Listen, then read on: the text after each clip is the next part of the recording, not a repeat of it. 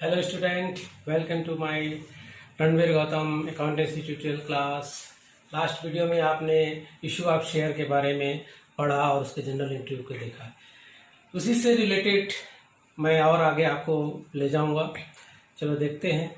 कभी कभी क्या होता है, कुछ शेयर होल्डर्स अपनी जो डिमांड अमाउंट है उसको एडवांस में पे कर देते हैं। तो एडवांस में जब पे करेंगे तो उसका क्या जनरल एंट्री पड़ेगा, उसका अकाउंटिंग ट्रीटमेंट में क्या जनरल एंट्री होता है उसके बारे में देखते हैं। चलिए, कॉल इन एडवांस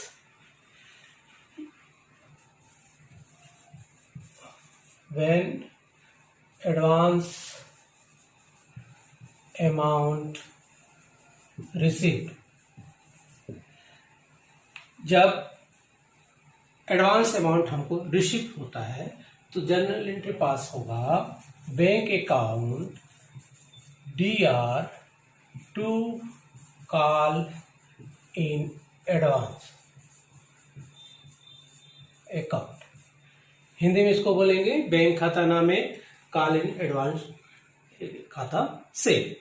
इसका तात्पर्य ये हुआ कि जो राशि हमको जितना एडवांस मिल गया, सपोज मान लीजिए हमने फर्स्ट कॉल में 20 रुपीज मांगा, सेकंड कॉल में हमने मांगा 30 रुपीज। कोई एक व्यक्ति 100 शेयर का शेयर होल्डर है, 100 शेयर का होल्डर है, उसने इन दोनों अमाउंट को क्या कर दे रहा है, एडवांस में पे कर देता है। तब उस स्थिति में टोटल उसको 50 रुपीज एडवांस मिल जा रहा है। 5000 जो रिसिप्ट होगा उसके लिए ये जनरल एंट्री होगा 5000 पैसा। Is this clear? Okay.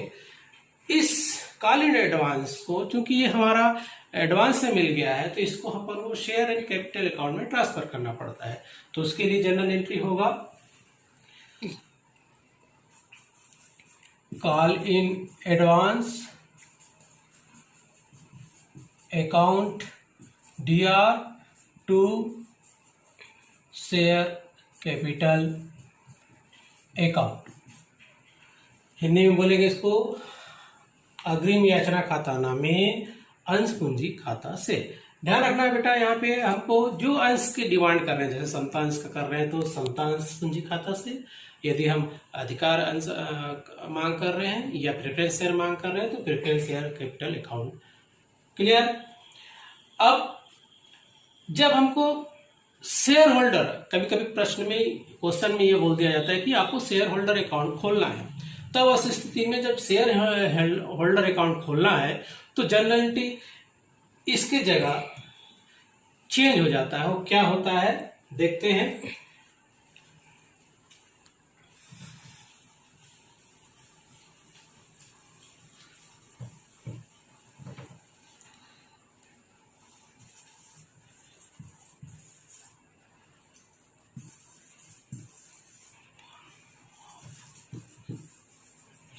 Share holder account,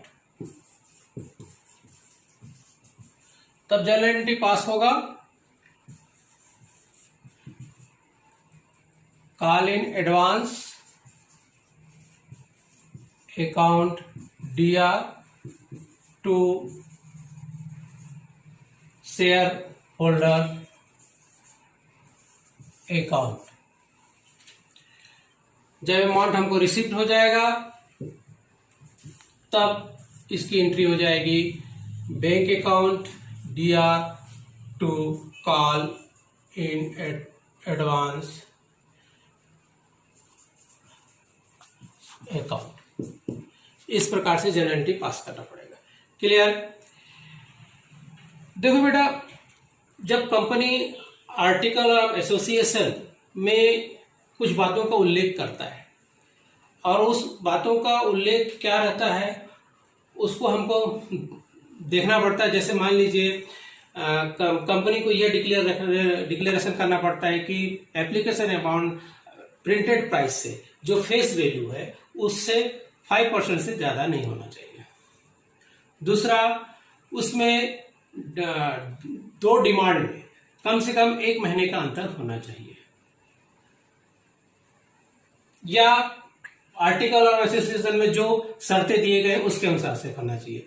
यदि आर्टिकल ऑफ एसोसिएशन नहीं है तब वहां पर टेबल ए लागू होता है। उसको उसके अनुसार हमको ये देखना पड़ता है कि दोनों डिमांड में कम से कम 1 महीने का अंतर होना चाहिए और दोनों डिमांड फेस वैल्यू का 25% होना चाहिए। Is that clear? तो बेटा शेयर जब हम मार्केट में इशू करते हैं तो उस समय हमें कुछ पॉइंट्स को ध्यान में रखना रहता है। उन पॉइंट्स को क्या क्या होते हैं ध्यान में रखने वाले, बोर्ड में देते हैं। चलिए, the following point should be keeped in the mind while issuing the share capital for public subscription. जब मार्केट में पब्लिक में हम शेयर कैपिटल इशू करते हैं तो हमको कुछ बातों को ध्यान में रखना रहता है। वो क्या क्या बातें होती हैं उसको ध्यान में रखना है। चलिए, सबसे पहले जब आर्टिकल ऑफ एसोसिएशन है, मतलब पार्षद व अंतर नियम जब एसोसिएशन में है तो क्या रूल्स रेगुलेशन लागू होंगे। The application money should be at least 5% of the face value, मतलब एप्लीकेशन का जो वैल्यू होगा वो जो फेस वैल्यू जो अंकित मूल्य है उसका 5% होगा। दूसरा, call are to be made as per the provision of the article of association. Call के लिए जो प्रोविजन हम आर्टिकल ऑफ एसोसिएशन में दिए हैं उसी अनुसार से हम डिमांड करेंगे। जब का आर्टिकल ऑफ एसोसिएशन नहीं है तो कौन कौन से नियम लागू होंगे उसको देखिए। आर्टिकल ऑफ एसोसिएशन जब लागू नहीं होता है तो ये period of 1 month must elapse between 2 calls. कम से कम जब 2 कॉल का डिमांड कर रहे हैं, 2 डिमांड का मांग कर रहे हैं, उनमें कम से कम 1 महीने का अंतर होना चाहिए। दूसरा, ये minimum of 14 days notice given to be the share holder pay the amount. कहने का तात्पर्य यह हुआ कि शेयर होल्डर को कम से कम 14 दिन का नोटिस देना रहना आता है कि वो अपने डिमांड का पे करे। नेक्स्ट देखते हैं, स्टॉक। तो नेक्स्ट बेटा देखते हैं अपन लोग, the amount of call should not exceed 20% of the face value of the share. Call का जो अमाउंट है वो फेस वैल्यू का 25% से अधिक नहीं होना चाहिए। और एक सामान का जो एक कैटेगरीज के जितने भी शेयर हैं उनका डिमांड भी सेम बेसिस पर होना चाहिए। Next, the producer of the accounting for the issue of both equity and preference share is the same to be differential between the two. The word is equity and preference. कहने का तात्पर्य हुआ, जब हम जो एक शेयर इशू कर रहे हैं मार्केट में, या तो इक्विटी शेयर इशू करेंगे या तो प्रेफरेंस शेयर करेंगे, दोनों को जब हम अकाउंटिंग पॉइंट ऑफ व्यू से देखते हैं तो दोनों का हमको नाम इंडिकेट करना पड़ता है। कल भी मैंने आपको बताया था, इसके लास्ट वीडियो में भी आपको बताया था कि इक्विटी या प्रेफरेंस शेयर हमको वहां पे इंडिकेट करना रहता है। Okay, okay. नेक्स्ट, फिर आर्टिकल ऑफ एसोसिएशन में जब हमको ये भी बात का उल्लेख करना पड़ता है, यदि कोई शेयर होल्डर एडवांस में पे करेगा तो उसको कितना % इंटरेस्ट देंगे उसका उल्लेख भी हमको करना पड़ता है। यदि मान लीजिए जहां पर अब्सेंट है आर्टिकल ऑफ एसोसिएशन, तो वहां पर हमको 6% के रेट से इंटरेस्ट देना पड़ता है। तो उसकी जो जनरल एंट्री पास करेंगे अकाउंट पॉइंट ऑफ व्यू से, तो अपन देखते हैं। चलिए, लेट्स सी।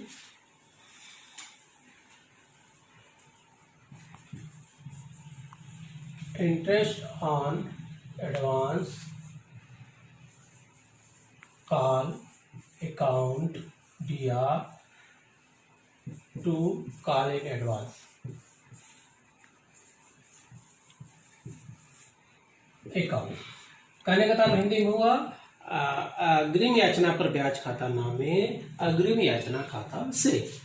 इसमें जितना अमाउंट रिसीव हुआ रहेगा उस पर हमें ब्याज देना पड़ेगा। आर्टिकल ऑफ एसोसिएशन में जितना उल्लेख है उस रेट से, यदि नहीं है तो कितना देना बताया आपको मैं, 6% के रेट से आपको क्या करना पड़ेगा, ब्याज देना पड़ेगा। ठीक है, जब हम ब्याज देते हैं तो उसके बैंक के थ्रू पे होगा तो उसका जनरल इंटरेस्ट देना पड़ेगा। तो वहां पर जब जनरल एंट्री पास करेंगे तो उसकी जनरल एंट्री कैसे होगा, तो इसको देखते हैं। लेट से जब पहला रहता है when open of share holder account. तो जनरल एंट्री होगा interest on call in advance account DR to share holder account. Second हो जाएगा जब अब पे कर रहे हैं, सेकंड क्या हो जाएगा, व्हेन इंटरेस्ट अमाउंट पेड। तो जनरल एंट्री हो जाएगा share holder account DR to bank account. अन्यथा हिंदी में बोलेंगे अंशधारी खाता नामे बैंक खाता से। कभी कभी प्रश्न में ये बोलता है कि अपन को शेयर होल्डर अकाउंट नहीं खोलना है, तब क्या जनरल एंट्री पास होगा, उसको आप लोग देख लीजिए। जब डायरेक्ट अपन को शेयर होल्डर अकाउंट प्रश्न में नहीं दिया है, क्वेश्चन में नहीं दिया है, तो डायरेक्ट आप इसको एंट्री कर दोगे interest on call in advance account DR to bank account. ये डायरेक्ट एंट्री है, यहां पर अपन को शेयर होल्डर अकाउंट खोलना नहीं रहता है। ओके, समझ में आया? चलिए नेक्स्ट देखो। इस प्रकार बेटा कालीन एरियर्स, बकाया मांग। कभी कभी शेयर होल्डर्स क्या होते हैं, पेमेंट नहीं कर पाते कुछ शेयर होल्डर्स, तो उसको ड्यूज हो गए, बकाया हो गए, तो उसके लिए भी आर्टिकल ऑफ एसोसिएशन में कुछ इंटरेस्ट का प्रोविजन रहता है। जितना अगर प्रोविजन कर दिए उतना परसेंट से शेयर होल्डर से हमको चार्ज करना पड़ता है। यदि आर्टिकल ऑफ एसोसिएशन नहीं है तब उस स्थिति में हमको 5% के रेट से चार्ज करना पड़ता है। ध्यान रखना बेटा, कॉल इन एडवांस में वहां पर था 6% और यहाँ पे कॉल इन एरियर्स मतलब शेयर होल्डर पैसा नहीं दे रहे हैं, तब उस स्थिति में आपको इंटरेस्ट कितना चार्ज करना पड़ेगा, 5%। ओके, समझ में आया? चलिए, तो इसके जनरल एंट्री कैसे पास करेंगे देखते हैं। Call in arrears account DR to call in share in call account, call in share account या to call in share account. जो भी हो, चाहे फर्स्ट हो तो फर्स्ट, सेकंड हो तो सेकंड, ऐसा आपको यहाँ पर लिखना पड़ता है। जब हमको ये हो गया ड्यू एंट्री के लिए, फिर जब हमको अमाउंट मिल जाता है, कॉल्स के अमाउंट हमको मिल जाता है, तब ऐसी स्थिति में हमको जनरल एंट्री करना पड़ेगा bank account DR to share in call account या डिमांड अकाउंट। ओके, समझ में आ रहा है? चलिए आगे देखते हैं इंटरेस्ट का कैसे पे करना पड़ता है। इंटरेस्ट के लिए भी हमको पे करना पड़ेगा, क्योंकि हमको इंटरेस्ट हम किससे चार्ज कर रहे हैं, शेयर होल्डर से। हमको रिसीवेबल है, प्रॉफिट है, तो इसी में अपन को टू इंटरेस्ट अकाउंट भी क्या कर देना पड़ता है, एंट्री कर देना पड़ता है। सपोज मान लीजिए 100 शेयर होल्डर थे, इन्होंने फर्स्ट पर हमने 20 रुपए मांगा, सेकंड पर हमने 30 रुपए मांगा, टोटल 50 रुपए इन्होंने राशि पेमेंट नहीं किया, तो टोटल 50 मतलब 100 इंटू 50, 5,000 रुपए पर हमको मांगे थे, उससे काल के रूप में, डिमांड के रूप में, लेकिन उन्होंने पैसा नहीं दिया तो सपोज तो अमाउंट टोटल उसका कितना रुपए में ब्याज मिलना चाहिए अपन को, 5,000, कॉल इन एरियर्स 5,000 हो जाएगा, और ब्याज अमाउंट इस पर मान लीजिए 5,000 का 5% और 2 महीने तक उसने नहीं दिया, तो इसको काट पीट कर लीजिए, तो लगभग कितना हो जाएगा, लगभग 42 या 43 रुपए के आसपास एक ब्याज हो जाएगा। इस प्रकार से बैंक के अकाउंट में फिर से फॉर एग्जाम्पल के रूप में देखते हैं बेटा, जैसे मान लीजिए एक अपन मार्केट में 5000 शेयर इशू किए थे और हम फर्स्ट कॉल में हम @20 मांगे थे, सेकंड कॉल में हमने 30 रुपीज मांगे थे, और एक ऐसा शेयर होल्डर है जो 100 शेयर होल्डर का वो लिया था, उसने कौन कौन सा राशि अमाउंट पे नहीं किया, फर्स्ट और सेकंड कॉल का अमाउंट पे नहीं कर रहा है ना। तो ये इसको अपन कैसे जनरलिटी पास करेंगे, तो जनरलिटी होगा bank account DR call in arrears account DR to call in to share demand account.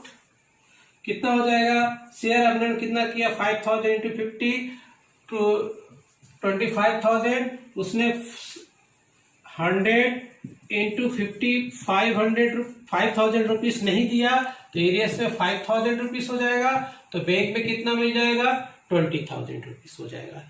और इंटरेस्ट के लिए क्या एंट्री होगा, इंटरेस्ट के इस पर इंटरेस्ट मिल रहा है, तो इंटरेस्ट के लिए जनरल एंट्री हो जाएगा कॉल, इसको इंटरेस्ट के लिए फिर से देख लेते हैं।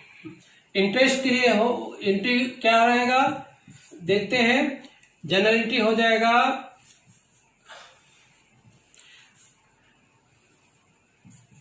Interest on call in arrears account to call in arrears account. कितना हो जाएगा समझ मान लीजिए, कितना एरियस है 5000 है, 5% के हिसाब से 4 महीना उसने नहीं दिया, मान लीजिए 0 काट दीजिए, कितना हो गया, डिवाइड कर दिए 83.66 हो जाएगा, तो 84 रुपीज मान लीजिए ये हो जाएगा, ठीक है। और इसका रिसिप्ट हो जाएगा, तो अमाउंट हो जाएगा bank account DR to interest on call in arrears, कितना रुपया हो जाएगा 80 रुपीज। इसको हम और अच्छे से एग्जाम्पल के थ्रू समझेंगे। चलिए मैं एक एग्जाम्पल लिखता हूं, फिर अपन देखते हैं उसका जनरलिटी कैसे पास होगा। तो कॉल इन एरियस से संबंधित जो क्वेश्चन बनेंगे वो क्वेश्चन आप थोड़ा, मैं क्वेश्चन लिखा हूं उसको देखते हैं। Cronix limited issued 10,000 equity share of ₹10 each at ₹250 on application, मतलब ₹2.50 आवेदन पर, ₹3 on allotment and ₹2 on first call and the check balance of 250 on second and final call. कहने का तात्पर्य हुआ क्रॉनिक लिमिटेड जो है 10,000 इक्विटी शेयर मार्केट में इशू कर रही है, और जो ₹2.50 एप्लीकेशन पर मांग कर रही है, ₹3 अलॉटमेंट पर मांग कर रही है, ₹2 फर्स्ट कॉल पर मांग कर रही है, और ₹2.50 सेकेंड और फाइनल कॉल पर मांग रही है। All the share were fully subscribed and paid, except of a shareholder having 100 share who could not pay for the second and final call. ऐसा एक अंशधारी है जो 100 अंश पर हमको सेकंड और फाइनल राशि पे नहीं कर रहा है। क्लियर?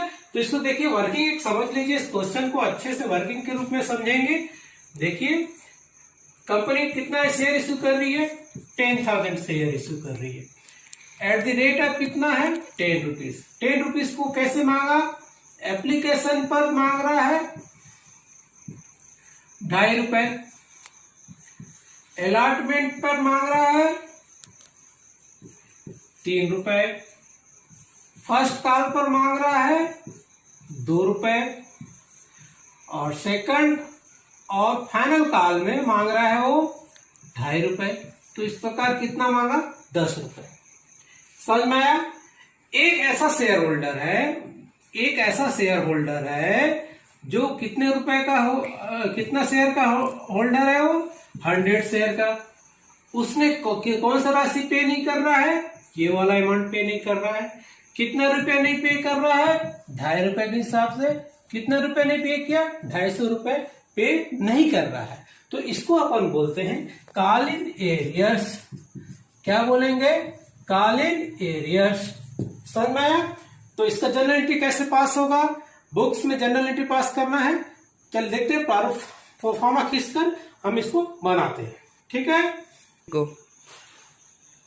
कौन सी कंपनी थी? Cronix limited. In the book of Cronix limited क्या बना रहे हो आप? Journal entry. जर्नल एंट्री का प्रोफार्मा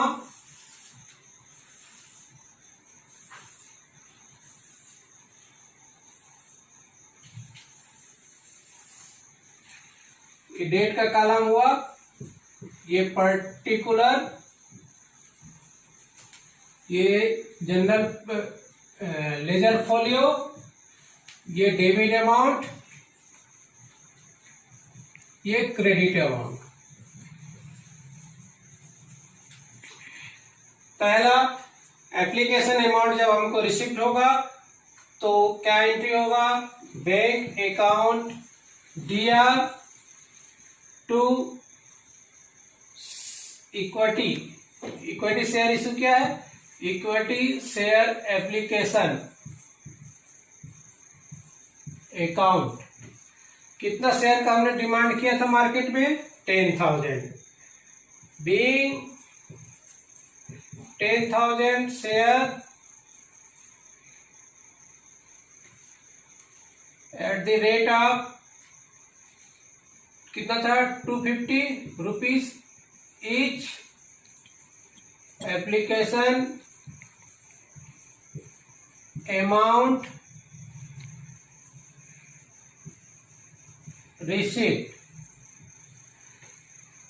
10,000 इंटू 250 25,000 रिसिप्ट हो गया।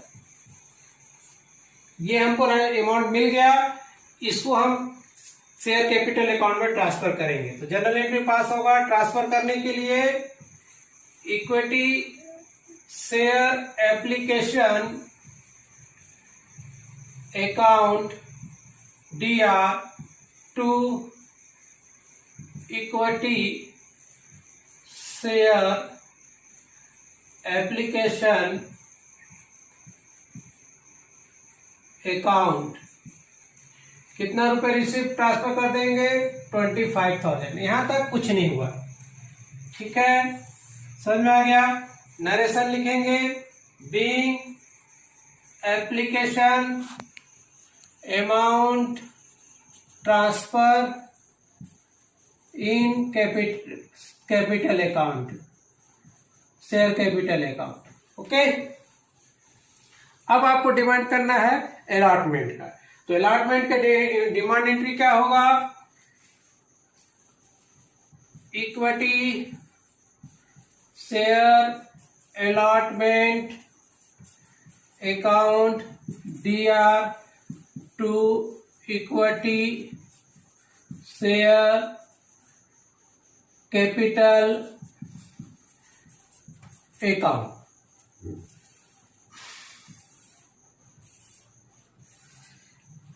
नरेशन लिखेंगे, being allotment amount due 10,000 share at the rate of कितना रुपए?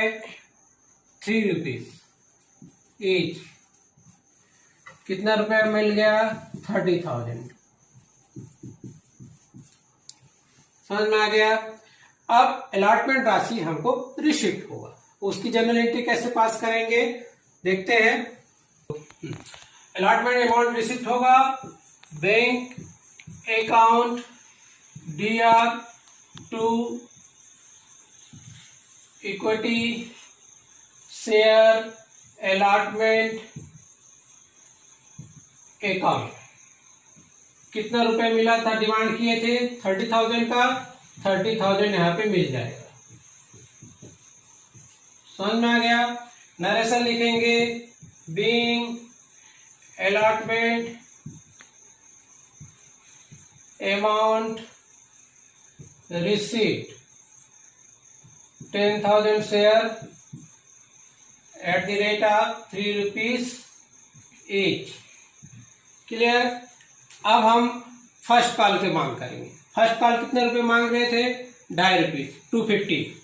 तो उसकी जनरल एंट्री होगा equity share first call account DR to share capital account. Narration लिखेंगे being share first call amount due 10,000 share at the rate of 2 rupees each। कितना रुपए मिल जाएगा? ड्यू हो जाएगा 20,000। क्लियर। अब ये अमाउंट यहां तक हमको कुछ नहीं, सिंपल मिल रहा है, मैं इसको रिसीट कर लेंगे। क्या जनरल एंट्री होगा? Bank account DR to equity share first call account. कितना रुपए मिल जाएगा? 20,000। क्लियर। नरेशन लिख देंगे being first call amount receipt, first call amount receipt. Okay. चलिए नेक्स्ट अपन मांग करेंगे सेकंड और फाइनल कॉल। और यहीं पर एक ऐसा शेयर होल्डर है जो 100 शेयर होल्डर का वो धारी है, उसने पैसा नहीं दे रहा है। ठीक है, तो इसी को अपन काले नीरज बोलेंगे और उसकी क्या जनरल एंट्री होगा। चलिए आगे देखते हैं। चलिए नेक्स्ट है सेकंड और फाइनल कॉल कैसे मांग करेंगे उसको देखते हैं अपन लोग। इसमें क्या जनरल एंट्री होगा? Equity share second and final call account DR to equity share capital account. कितने रुपए में डिमांड कर रहे हैं? 25,000। नरेशन लिखेंगे being 10,000 equity share at the rate of 250 each, second and final call receivable। कहने का तात्पर्य हुआ द्वितीय और अंतिम याचना खाता नामे संता अंश पूंजी खाता से 10,000 संता अंश पर 2.5 रुपये प्रति अंश के रेट से सेकंड और अंतिम काल मांग करने पर मांग करेंगे। इसमें से ऐसा एक कोई शेयर होल्डर है जो राशि नहीं दे रहा है, तो उसके लिए जनरल एंट्री क्या होगा? देखिए bank account DR to share in second and final call account. कितना रुपए मांगे हैं आप उससे? 25,000। लेकिन ऐसा कोई शेयर होल्डर है जो नहीं दे रहा है, 100 शेयर होल्डर। कितने 100 पर? 100 पर जनरल एंट्री क्या होगा? Call in arrears account DR। कितना रुपए? 250। टोटल 24,750 रुपए मिल जाएगा। क्लियर। चलिए इसकी नरेशन लिखेंगे being 10,000 share being 100 share holder not pay and second and final call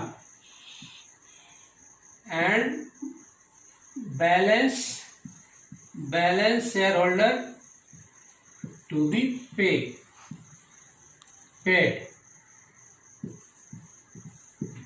okay. चलिए ये था बेटा आपका कॉल इन एरियर्स मतलब जब बकाया होता है, बकाया के लिए इस प्रकार से जर्नल एंट्री होगा। और उसके बाद जो दोनों जर्नल एंट्रियों का डेबिट और क्रेडिट को क्या करना पड़ता है, आपको टोटल करना पड़ता है। टोटल कितने रुपए शेयर पर आप मांगे थे, 10,000 पे था, 10 इंटू 10 1 लाख, मतलब इसका डबल एंट्री हो जाएगा, 2 लाख आपका जनरल एंट्री का टोटल हो जाएगा। तो इसको लिख देंगे ग्रांड टोटल। ओके, अब मैंने आपको थ्योरी बताया कि एक तो हो गया कॉल इन एरियर्स से संबंधित आपको फॉर एग्जांपल। अब कॉल इन एडवांस से संबंधित एक एग्जांपल देख लेते हैं, उसका पैटर्न कैसा होता है क्वेश्चन का, उसको भी देख लेते हैं। ओके, चलिए देखिए। अब अग्रिम जब मिलता है, एडवांस जब रिसीव होता है, उससे संबंधित एक क्वेश्चन देख लेते हैं बेटा। ये company issued 40,000 share of ₹10 each, payable 3 rupees an application, 4 rupees in allotment, and balance the first and final call. Arun paid the call amount of rupees of his holding 400 share and allotment pass the general entry. Arun एक व्यक्ति है जो 400 share को क्या किया है, लिया है। उसने क्या करता है, पूरा अमाउंट अलॉटमेंट में पेमेंट कर देता है, एडवांस दे देता है। तो कैसे 10 रुपीज कितना इश्यू कर रहे हैं शेयर हम, वर्किंग देखिए इस क्वेश्चन का। इशूड कर रहे हैं 40,000 शेयर, एट द रेट आप कितना रुपए है, 10 रुपीज ईच है। और 10 रुपीज को इस प्रकार से मांगा, एप्लीकेशन में 3 रुपीज मांगा, अलॉटमेंट में मांगा 4 रुपए, और फर्स्ट एंड फाइनल कॉल में कितने मांगा, first and final call 3 rupees, तो ये जो आ गया 10 रुपीज। अब एक कोई व्यक्ति है अरुण जो है कितने शेयर का था रही है, 400। उसने ये वाला अमाउंट क्या कर दे रहा है, एडवांस में पेमेंट कर दे रहा है, 1200 एडवांस में पे कर दे रहा है। तो इसको एडवांस इन कॉल अकाउंट हो जाएगा, ये एडवांस हो जाएगा। ये रुपीस हमको कहां पे मिल जा रहा है, अलॉटमेंट में होगा। तो इसकी जनरलिटी किस प्रकार से होगा, चलो देखते हैं। लेट्स से चलिए देखिए, ये company in the book of company क्या बना रहे हो आप, जनरल एंट्री बना रहे हो। इसका प्रोफार्मा आपको खींचना है पूरा।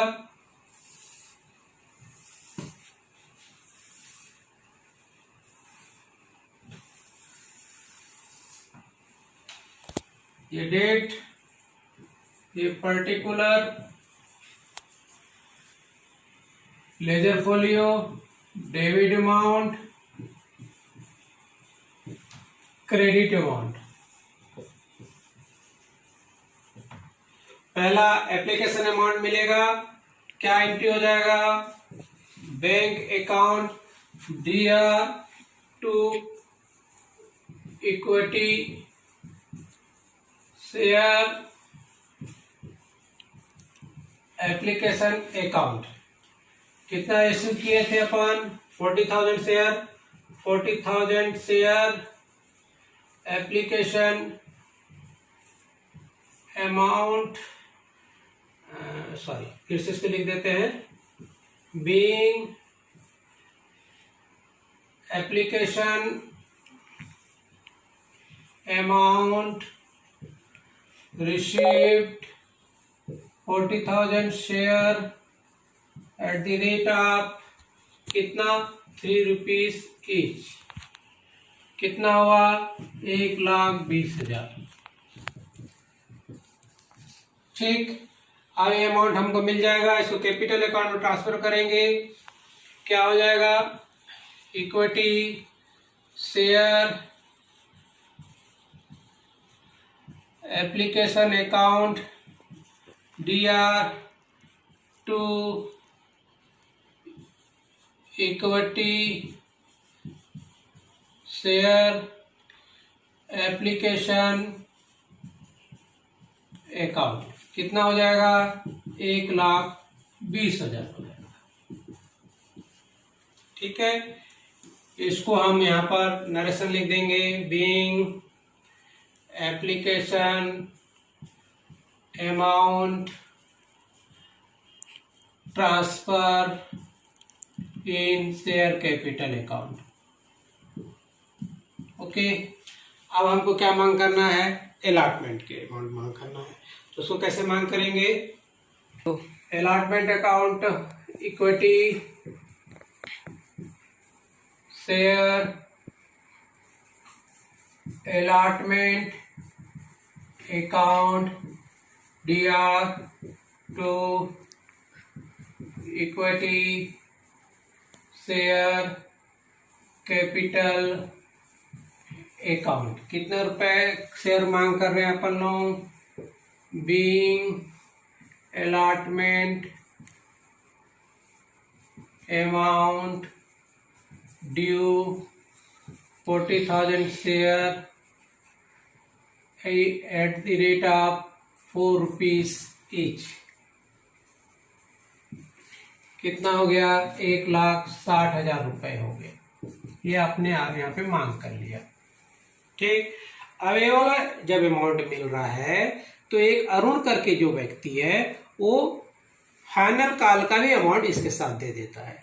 तो उसको कैसे प्राप्त होगा, उसके लिए जनरल एंट्री देखिए, bank account DR to equity share allotment account. कितना रुपए मांगा, 1,60,000। ठीक है, यहाँ मांगा, लेकिन हमको यहाँ पे अमाउंट ज्यादा मिल रहा है। वो कितना ज्यादा मिल रहा है, एक व्यक्ति कितने होल्डर है, 400 शेयर होल्डर है जो इसके साथ पैसा दे दे रहा है। कितने रुपए फाइनल कॉल पे मांग किया था उसने, 3 रुपए। ठीक है, तो उसके लिए जनरल एंट्री होगा, टू शेयर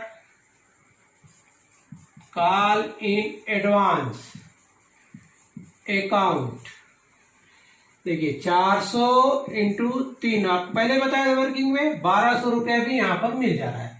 टोटल बैंक में आ जा रहा है पैसा 1,61,200 रुपया आ जा रहा है। क्लियर, समझ में आया। यहाँ पर नरेशन लिखेंगे, being allotment amount received and 400 share holders given final call amount also। Okay, समझ में आ गया। अब फाइनल कॉल कैसे मांग करेंगे उसको भी देखते हैं। फाइनल कॉल कैसे मांग करेंगे, equity share first and final call account DR to share capital account. यहां पर आपने कितना रुपये मांग कर रहा है, being first and final call amount receivable at the rate of 3 rupees each। 1,20,000 रुपए यहाँ पर आपने मांगना था, आपको मिलना था, लेकिन नहीं मिलेगा क्योंकि एक जन ने ज्यादा दे दिया। एक अरुण व्यक्ति जो है उसने पहले एडवांस दे दिया। तो अब जनरल एंट्री क्या होगा उसका, bank account DR call in arrears, call in advance account DR to equity share final call account।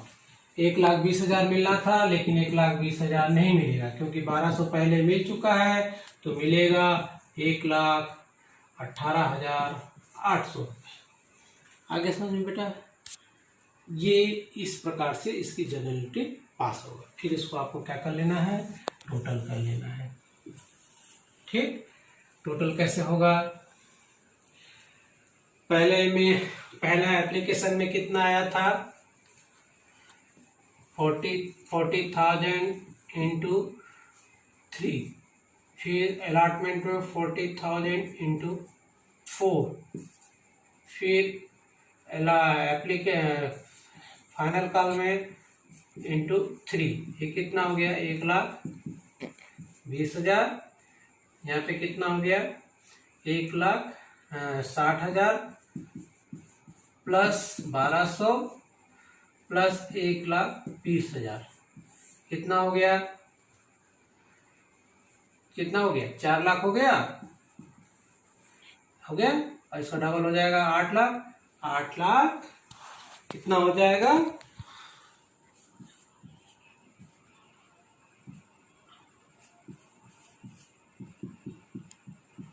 8,01,200 रुपये। ठीक है, 8,01,200 रुपये ये ग्रांड टोटल। ओके, समझ में आ गया। ये था कॉलिन एरियर्स और कॉलिन एडवांस से संबंधित क्वेश्चन और उसके एग्जाम्पल, जो मैं आशा करता हूँ आपको अच्छे से समझ में आया होगा। यदि आपको पसंद आया है तो मेरे वीडियो को लाइक कीजिए और ध्यान रखिए सब्सक्राइब जरूर करेंगे। यदि आप सब्सक्राइब करेंगे तभी मेरा अगला वीडियो आपके तक आसानी से पहुंच पाएगा। अगर यदि कोई डाउट है तो आप मुझे कमेंट्स बॉक्स में डाउट्स लिखकर भेजिए, मैं आपके डाउट्स को क्लियर करूँगा। Okay, thank you.